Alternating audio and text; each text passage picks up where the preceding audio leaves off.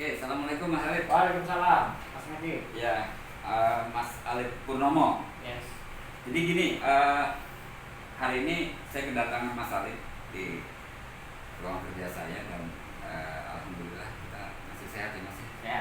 Bisa saling komunikasi, bertukar cerita banyak hal dan dalam podcast saya kali ini alhamdulillah karena saya jarang bisa ketemu beliau. Iya.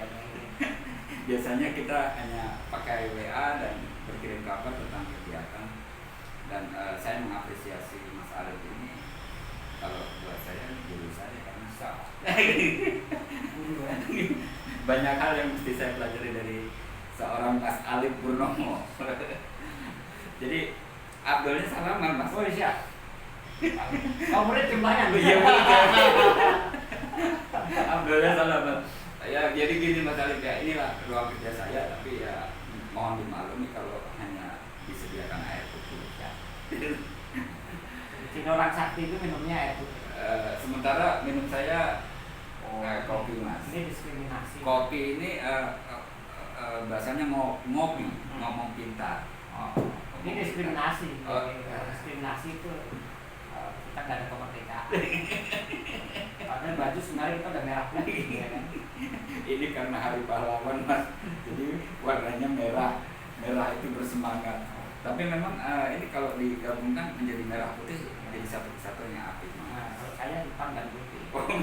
Itu memang juga. Udah, ini kayaknya perlu pemaknaan ya soal warna. Kalau merah putih kan yang Indonesia, kalau hitam putih itu adalah bagaimana kita berpikir secara sederhana. Sederhana, jadi kan satu itu rumit. Jadi itu dibuat ringan. punya salah satu hobi itu menyederhanakan hal yang rumit. Nah, ini tapi juga bisa merumitkan hal yang sederhana gitu. Kalau yang terakhir itu birokrasi Mas. Nah, kita kan pengkritik birokrasi, jadi kita menyederhanakan yang rumit. Iya. Membantu orang membuat urusan masalah. Karena itu sebenarnya kan cita-cita pendidikan di Indonesia kan membantu orang menyederhanakan yang rumit. Karena hidup ini kan sebenarnya rumit. Iya. Kalau nggak dibuat sederhana, akhirnya nggak jalan kemana-mana. Terbebani dengan kerumitan. Dan muter aja di situ. Muter aja, lingkaran setan. Baik pemirsa, sore hari ini saya kedatangan beliau. Saya ulangi lagi bahwa apa yang kami diskusikan ini sebagai catatan trotoar lah, apalah itu sebutannya. Tapi mudah-mudahan apa yang disampaikan Mas Alif dan diskusi kami hari ini bisa ada inspirasi Mas. Karena Hari Pahlawan itu temanya pahlawan itu inspirasiku. Iya. Pahlawan itu siapa? Nah itu juga perlu dijelentrehkan lagi, diingat lagi Mas.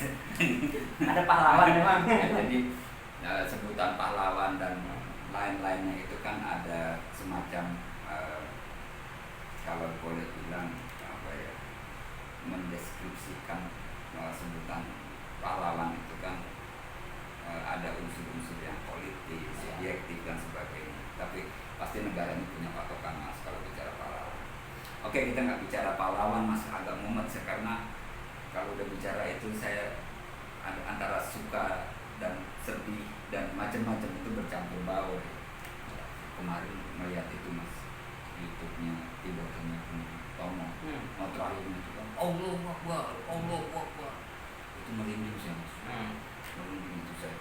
Jadi hero-nya Bung Tomo untuk bisa melawan tentara Inggris kalau nggak salah waktu itu, membangkitkan semangat rakyat Surabaya, pemuda Surabaya itu luar biasa. Saya melihat sisi Mas Alif ini banyak dimensi, tapi sekarang ini saya mau coba fokus tentang pendidikan Mas. Berat. Soalnya Mas Medi sekarang udah bagian dari tenaga di dunia pendidikan ya. Jadi kalau pendidikan itu kan dalam sejarah manusia menurut saya itu ada semacam pengetahuan, pengalaman yang mungkin pada perjalanannya dibarukan menjadi satu format yang disebut pendidikan ilmu pengetahuan. Itu bisa belajarnya di dalam bangunan struktur institusi maupun di luar struktur kehidupan umum. gini Mas, saya itu kan selalu baca, selalu dengar tentang konsep pendidikan yang digulirkan oleh Mas Bro Nadiem Makarim, beliau Menteri Pendidikan kita. Ya. Merdeka Belajar. Wih, nah, yang merah putih kan merdeka. itu kan gitu. Ini ada kaitannya sama itu Mas, pidatonya Bung Tomo, merdeka, merdeka. Nah, sekarang Merdeka Belajar. Kalau menurut pandangan Mas Ali tentang Merdeka Belajar ini bagaimana Mas? Merdeka Belajar itu kalau menurut saya ya, kalau kata Merdeka Belajar itu bisa artinya bebas ya. Bebas itu ya boleh belajar boleh enggak. Iya. Ya, merdeka belajar. Jadi merdeka kan belajarnya. Oke. Saya belajar boleh, nggak belajar boleh. Nggak belajar itu lagi tidur mungkin. Ya kan ada merdeka belajar, ada belajar merdeka. Belajar merdeka. Kalau belajar merdeka berarti kita belum merdeka. Jadi kita belajar untuk merdeka. Memang ini ada satu kalimat yang interpretasinya masing-masing akan ada subjektivitas, tapi kalau dalam konsep pendidikan yang disampaikan oleh Mas Bro Nadiem Makarim itu kan Merdeka Belajar itu mengadopsi dari pemikirannya maestro pendidikan kita Mas Ganjar Dewantoro. Ya, artinya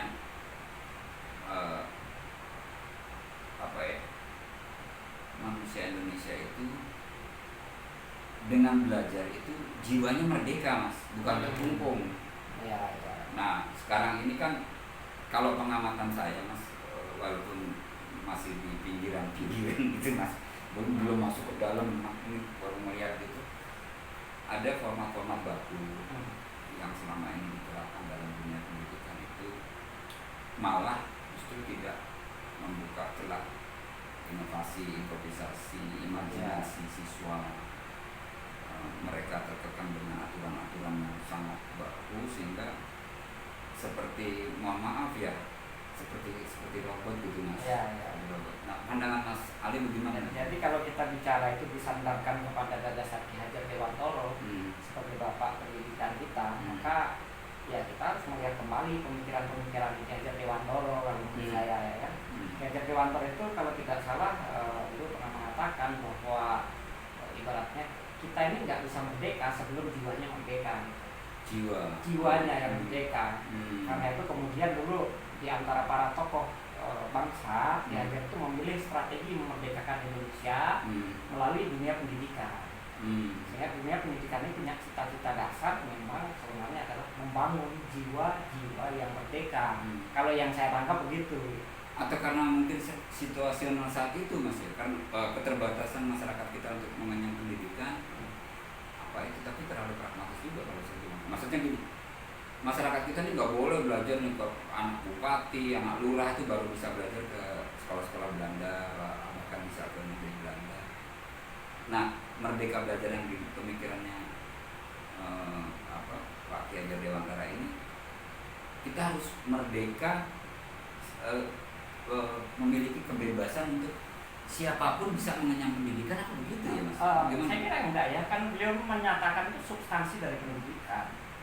Jiwanya yang merdeka. Jadi mestinya sekolahan itu bisa menghasilkan satu situasi masyarakat yang jiwanya merdeka dari mulai kanak-kanak sampai dia dewasa. Karena tanpa jiwa yang merdeka, ya kan, sekalipun negeri kita ini sudah mendeklarasikan atau memproklamirkan kemerdekaannya, gitu. Tetapi kalau jiwanya tidak merdeka, ya tetap saja secara mental kita masih terkungkung. Nah kan kemudian yang pertanyaannya kan, apakah sekolah kita sudah membantu siswa jiwanya merdeka? Itu Mas. Atau malah sebaliknya sebenarnya yang terjadi, gitu kan? Rupanya Bro Menteri itu kelihatannya melihat itu persoalannya, bahwa dia kan pernah sekolah juga di luar negeri. Dia bisa membedakan dong sekolah di luar negeri dengan sekolah di Indonesia.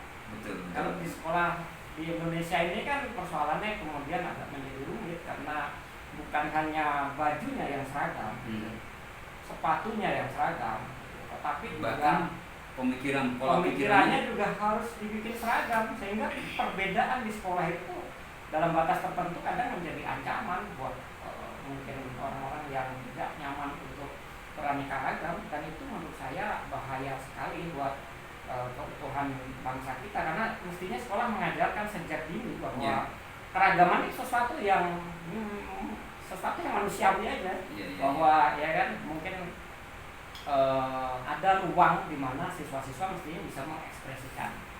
Dia bisa punya kemampuan di musik, tari, dia bisa mengarang lagu, menggambar, gitu.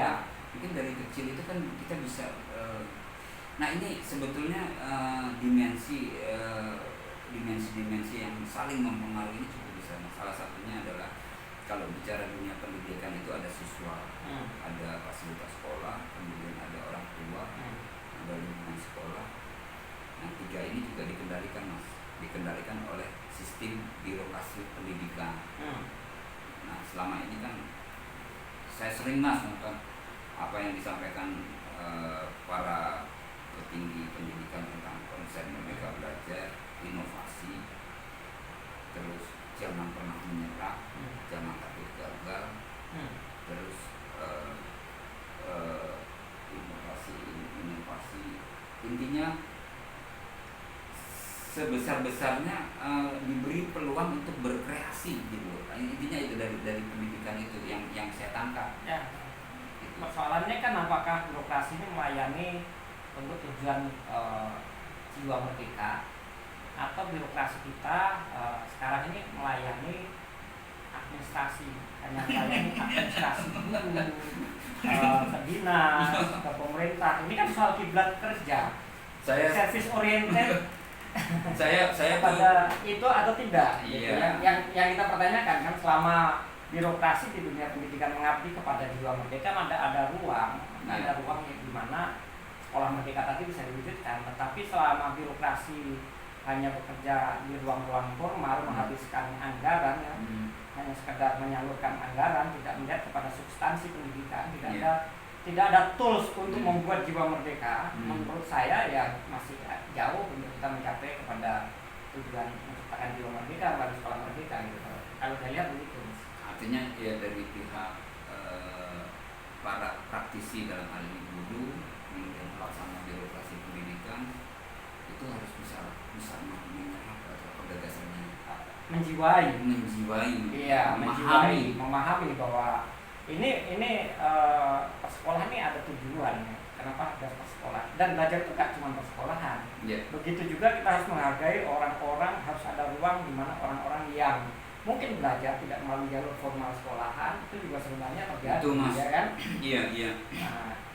Dan gini Mas, kalau terkait dengan itu di negara-negara yang lebih maju memahami pendidikan itu, gelar itu bukan jadi patokan. Kalau bahasa saya itu kalau nongkrong, lo bisa apa sih lo bisa bongkar dinamo, bongkar dinamo. Dia lebih ahli dibanding orang yang lulusan dari sekolah teknik.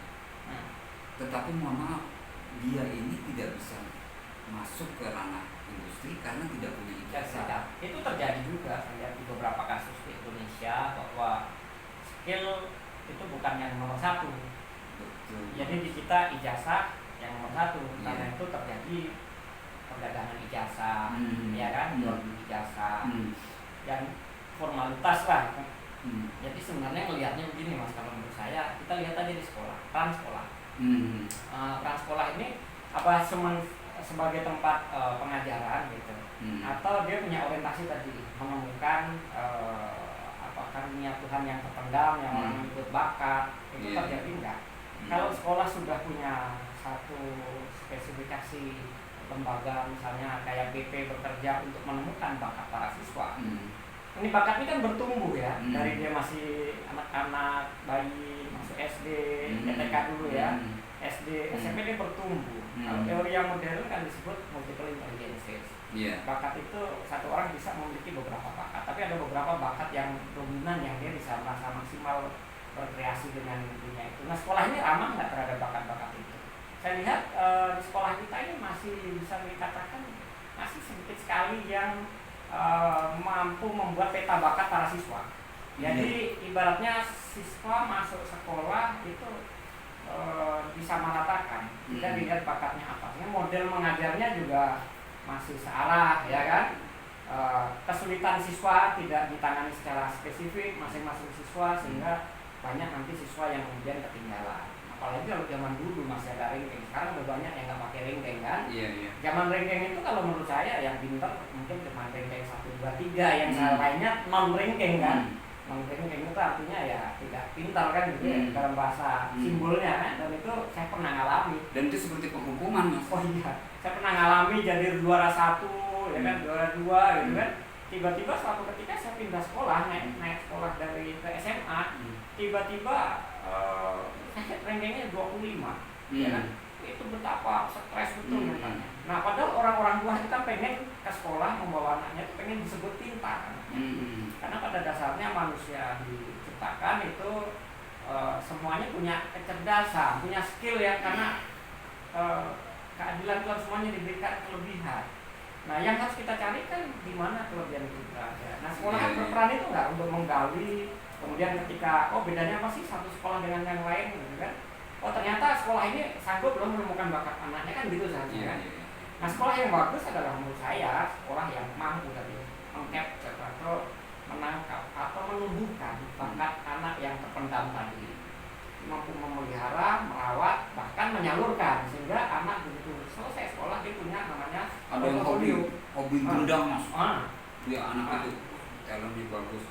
Tapi kan karena situasi format pendidikan seperti itu hanya tidak dianggap. Padahal sekarang relasi-relasi keterampilan seperti itu bukan tidak mungkin menjadi profesi ke depan. Iya, tapi bisa juga gara-gara sekolah orang tua jadi gampang. Anak ini mau milih skillnya atau milih mendapat nilai yang bagus di sekolah. Iya. Kalau dia memilih nilai yang bagus di sekolah, dia kadang-kadang harus mengalahkan bakat yang dia miliki. Udah, jangan terlalu banyak latihan gendang, kan gitu kan? Nah, kejar dulu pelajaranmu, besok mau ujian. Iya. Ya kan, dia belajar aja matematika, padahal sebenarnya nggak terlalu suka. Artinya mindset pendidikan tadi kan ada beberapa pilar ya, guru, orang tua dan siswa itu sendiri. Ini sebetulnya ini harus jadi satu kesatuan ya, memandang itu semua. Iya. Jadi ada orang tua yang begitu, lo mesti S2, lo mesti S3, lo mesti sarjana S1 gitu. Penekanan ini yang masih pada pola-pola yang dalam arti gini ya, mengungkung kreativitas. Jadi masa depan ini kan harus dilihat bahwa orang tua itu harus punya kesadaran bahwa masa depan itu bukan dia yang tentukan. Iya. Jadi dia punya anak itu, kata seorang filosof itu seperti punya anak panah. Tugas orang tua itu ya menjadi lingkungannya itu tempatnya untuk melesat anak panah. Setelah dilepas maka anak panah ini akan melaju ke masa depan. Sementara busur panahnya tetap di sini. Iya. Dia kan karena dia tumbuh masuk ke zamannya, kita udah mati dia gantian yang tumbuh. Nah, bagaimana kita tahu kondisi masa depan?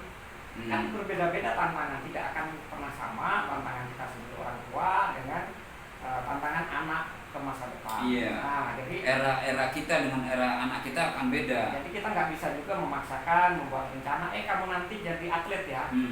Ya kan, kamu harus jadi tentara ya. Enggak. Jadi dia harus ada satu ruang demokrasi di dunia pendidikan, di mana kita berdialog, di mana kita menghargai perbedaan, ya kan, di mana kita mulai memetakan bakat, memberikan penghargaan, gitu kan, memberi dukungan, ya kan.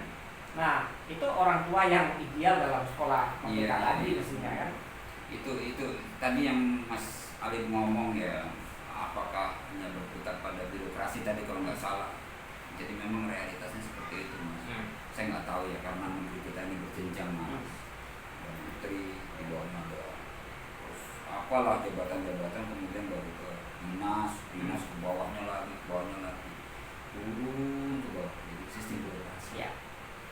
Ketika sistem birokrasi itu diberlakukan, itu Mas, saya tidak menafikan bahwa transisi pemikirannya seorang Mas Bro Nadiem Makarim ini bisa dipahami sepenuhnya karena birokrasi yang sudah sekian lama itu. Kalau saya lihat ya, dia punya energi untuk melakukan itu, tetapi mungkin dia butuh diskusi dengan orang-orang yang sedikit punya sudut pandang pendidikan yang berbeda atau lebih banyak untuk memahami kondisi keindonesiaan. Karena kalau menurut saya, kenapa di lambang Kementerian Pendidikan hanya ada kata Tutpuri Handayani, sebenarnya saya agak terganggu. Padahal kalau memang Bapak Pendidikan kita Ki Hajar Dewantoro, ya seluruhnya disebut. Karena menurut saya itu yang saya tangkap ya, sepemahaman saya itu tahapan pendidikan gitu kan. Ya, metodologi dia, tahapan yang saya tangkap ya. Baik, dulu Ki Hajar itu kan untuk mewujudkan cita-cita itu bukan dengan pendidikan itu kan melalui, dia menyebutnya sekolah dia namanya taman. Taman siswa. Kalau kita bicara taman itu kan konsepnya adalah gimana anak-anak harus enjoy, bisa santai, bisa bermain peran sesuai dengan imajinasi dia, benar gak? Saya jadi tentara, saya mau jadi dokter, bermain, dia sangat enjoy, berpraktek, jadi imajinasi sesuai dengan panggilan jiwanya, kan gitu kan? Makanya taman. Yang kedua, tahap saya menangkap bahwa pesan Engar Sosong Tulodo, Eng Matio Mangunkarso, Tutpuri Handayani menurut saya satu fase pendidikan, 3 fase pendidikan yang utama. Jadi jangan dipotong hanya di Tutpuri Handayani. Iya, menurut saya ya tanggapan saya nggak tahu kalau bahkan di dinas Mas itu T-nya lepas Mas. Oh, T-nya lepas kan. Hurufnya T lepas Mas. Kok nggak dibener-benerin ke sekian lama dinas DKI. Iya. Mestinya kan begini kan. Itu kan ada 3 kan. Ada Engar Sosong Tulodo, Eng Matio Mangunkarso, baru Tutpuri Handayani. Jadi Tutpuri Handayani ini menurut saya juga tidak ada kalau nggak ada Engar Sosong Tulodo. Jadi satu kesatuan. Dia kan memang satu kesatuan. Dalam pengucapan pun satu kesatuan. Kenapa dalam penulisan itu hanya Tutpuri Handayani? Buat saya menangkap tangkapan saya adalah kalau Engar Sosong Tulodo itu kita pahami sebagai satu metode pembelajaran, pendekatan pembelajaran untuk level dasar. Jadi anak-anak sampai level dasar itu nggak perlu banyak kita ceramahin sebenarnya ya. Dia tidak perlu banyak disuruh-suruh sebenarnya. Hanya cukup diberikan contoh. Kalau sebenarnya perhatikan anak-anak kecil itu apapun kan ditirukan, ya kan?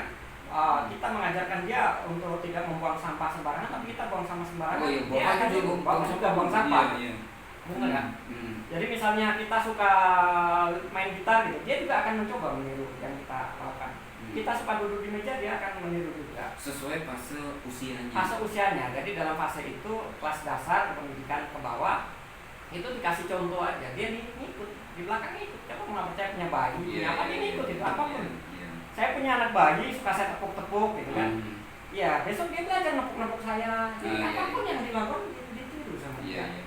Nah kemudian yang fase kedua itu Eng Matio Mangunkarso. Jadi kalau tadi Engar Sosong Tulodo di depan memberikan model atau teladan gitu kan. Eng Matio Mangunkarso dia di tengah memberikan semangat, motivasi, ya, semangat. Ini fase pendidikan kelas menengah. SMA, SMP, SMA kan namanya sekolah menengah, ada 3 fase kan.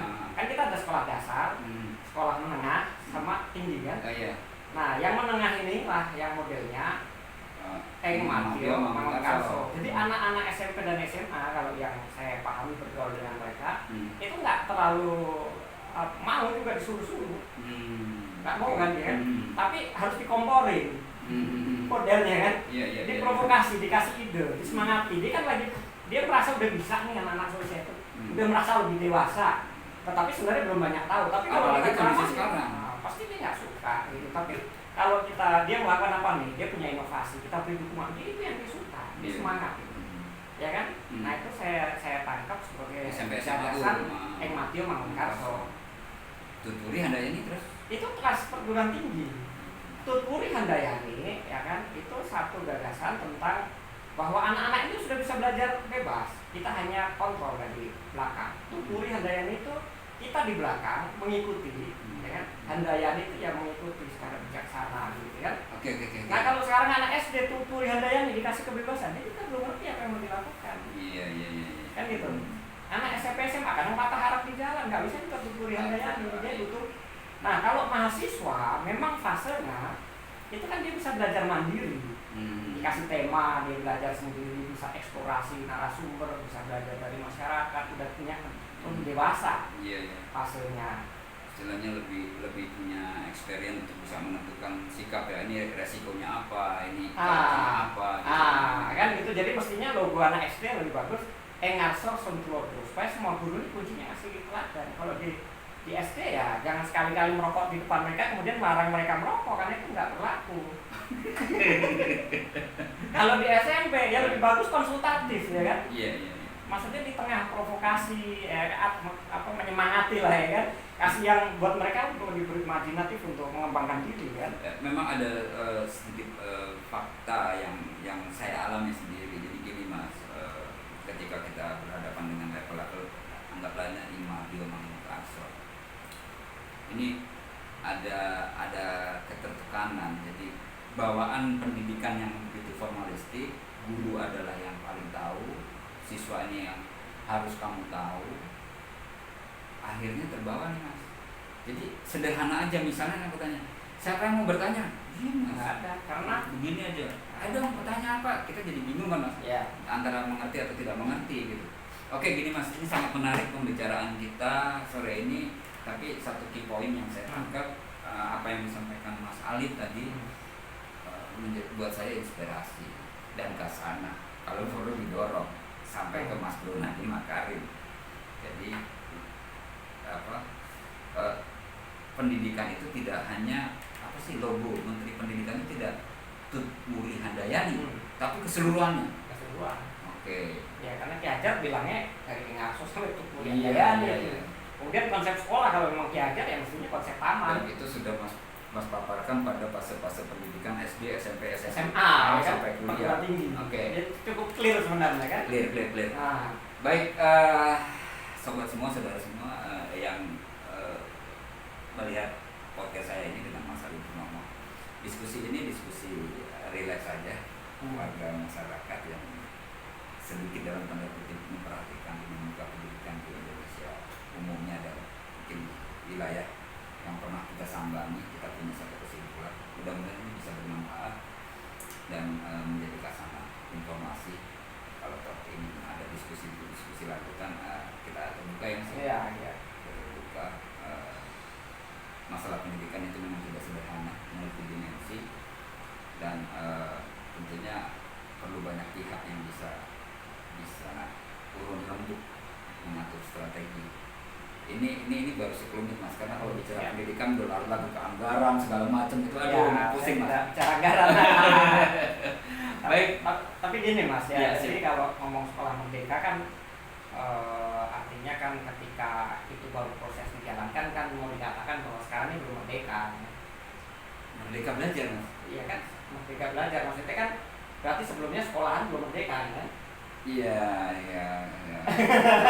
Apakah itu jargon? Oke. Nah, kita sambung lagi ke tempat kalau sekolah belum merdeka, jangan-jangan orang baru benar-benar belajar itu ketika dia tidak sekolah.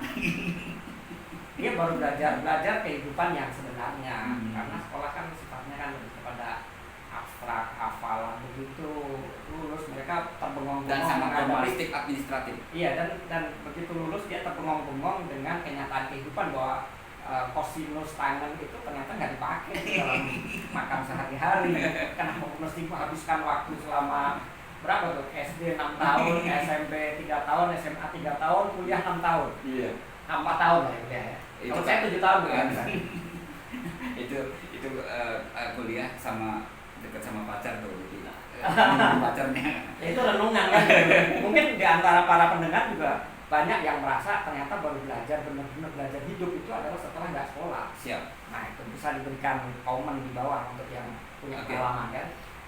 Baik, ya terima kasih loh Mas Alif waktunya, dan ini sesi pertama dengan Mas Alif, dan insya Allah saya akan coba diskusi di lain tempat, dan mungkin juga saya bertanya ke tempat Mas Alif sekali waktu. Matur suwun, terima kasih. Wassalamualaikum warahmatullahi wabarakatuh. Waalaikumsalam. Terima kasih Mas Alif. Ya.